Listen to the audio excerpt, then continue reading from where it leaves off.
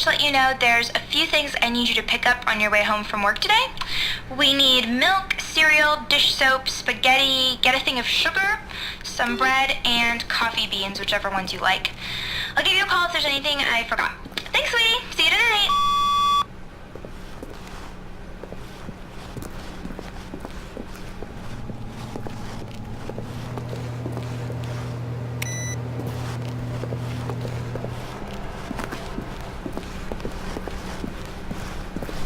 When Stanley came to a set of 2 open doors, he entered the door on his left.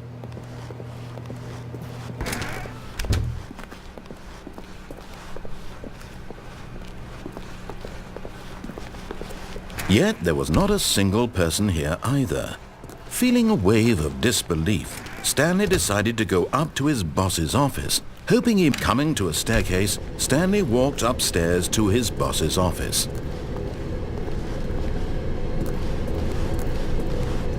But Stanley just couldn't do it. He considered the possibility of facing his boss, admitting he had left his post during work hours. He might be fired for that. And in such a competitive economy, why had he taken that risk? All because he believed everyone had vanished? His boss would think he was crazy. And then something occurred to Stanley. Maybe, he thought to himself, maybe I am crazy. All of my co-workers blinking mysteriously out of existence in a single moment for no reason at all? None of it made any logical sense. And as Stanley pondered this, he began to make other strange observations. For example, why couldn't he see his feet when he looked down? Why did doors close automatically behind him wherever he went? And for that matter, these rooms were starting to look pretty familiar. Were they simply repeating? No, Stanley said to himself, this is all too strange. This can't be real. And at last, he came to the conclusion that had been on the tip of his tongue. He just hadn't found the words for it. "I'm dreaming!" he yelled. "This is all a dream." Oh, what a relief Stanley felt to have finally found an answer, an explanation. His co-workers weren't actually gone. He wasn't going to lose his job. He wasn't crazy after all. And he thought to himself, I suppose I'll wake up soon. I'll have to go back to my boring real-life job pushing buttons. I may as well enjoy this while I'm still lucid. So, he imagined himself flying and began to gently float above the ground. Then he imagined himself soaring through space on a magical starfield, and it too appeared. It was so much fun, and Stanley marveled that he had still not woken up. How was he remaining so lucid? And then perhaps the strangest question of them all entered Stanley's head. One he was amazed he hadn't asked himself sooner. Why is there a voice in my head dictating everything that I'm doing and thinking? Now the voice was describing itself being considered by Stanley, who found it particularly strange. I'm dreaming about a voice describing me, thinking about how it's describing my thoughts, he thought. And while he thought it all very odd and wondered if this voice spoke to all people in their dreams, the truth was that, of course, this was not a dream. How could it be? Was Stanley simply deceiving himself, believing that if he's asleep, he doesn't have to take responsibility for himself? Stanley is as awake right now as he's ever been in his life. Now, hearing the voice speak these words was quite a shock to Stanley. After all, he knew for certain, beyond a doubt, that this was in fact a dream. Did the voice not see him float and make the magical stars just a moment ago? How else would the voice explain all that? This voice was a part of himself too. Surely, if he could just...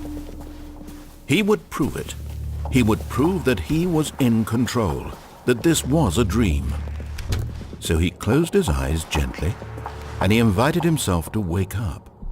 He felt the cool weight of the blanket on his skin, the press of the mattress on his back, the fresh air of a world outside this one. Let me wake up, he thought to himself. I'm through with this dream. I wish it to be over.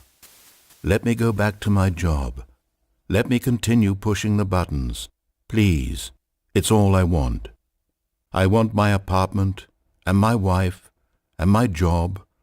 All I want is my life exactly the way it's always been. My life is normal. I am normal. Everything will be fine.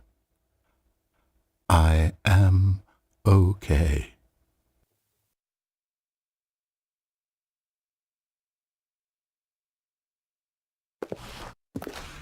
Stanley began screaming. Please, someone, wake me up. My name is Stanley. I have a boss. I have an office. I am real. Please, just someone tell me I am real. I must be real. I must be. Can anyone hear my voice? Who am I? Who am I? And everything went black.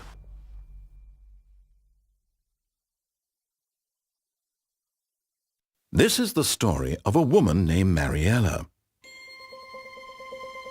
Mariella woke up on a day like any other. She arose, got dressed, gathered her belongings, and walked to her place of work. But on this particular day, her walk was interrupted by the body of a man who had stumbled through town talking and screaming to himself, and then collapsed dead on the sidewalk. And although she would soon turn to go call for an ambulance, for just a few brief moments she considered the strange man. He was obviously crazy. This much she knew. Everyone knows what crazy people look like. And in that moment, she thought to herself how lucky she was to be normal. I am sane. I am in control of my mind. I know what is real and what isn't. It was comforting to think this, and in a certain way, seeing this man made her feel better.